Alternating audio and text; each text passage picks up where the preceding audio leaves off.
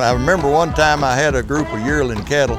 I really needed to know what they weighed. I didn't have any way to weigh them. And Dan had a knee replacement and he was on crutches, and he came and tried to tell me what those cattle weighed. And that's Dan.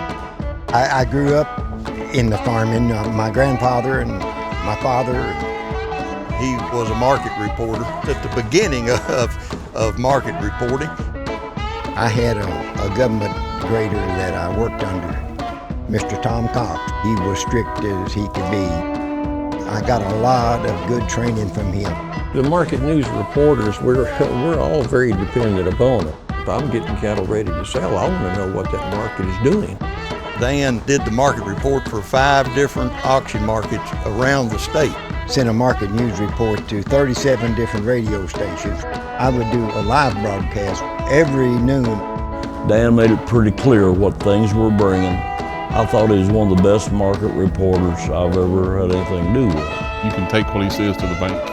And the fact is that market reporter, I mean, he's there on the yards watching cattle sell. So every time I was ever in the stockyards, Dan would be there.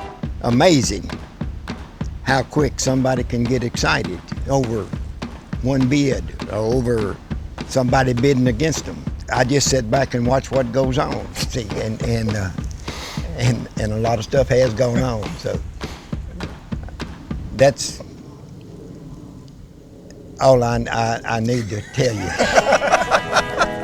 That is a political answer there. Well, he was a wonderful judge of cattle. He called it like he's seen it. He might not tell you what you want to hear all the time, but he's going to tell you what's right.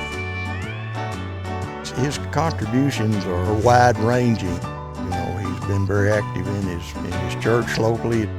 He's been to my ag classroom to talk to my students.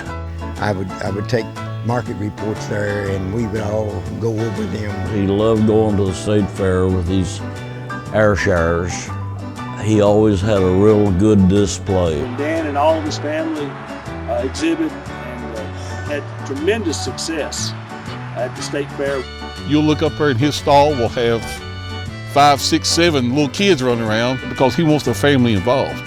He's a family man, and he and his wife Shirley. His son Danny and his daughters Janet and Sharon were all 3 FFA members and just were outstanding people to work with. Dan coached baseball. Just love those kids, and I pass them now on the street and they, hi, Coach. He's been a market reporter, he's been a grader. He has raised cattle all of his life, both dairy and beef cattle. He has fed cattle in feed yards. He's been a cow-calf guy. He is the total picture. You are going to pay me now when this is over, ain't you? Yeah. Saying all these good things about Yeah, you. I'll have to.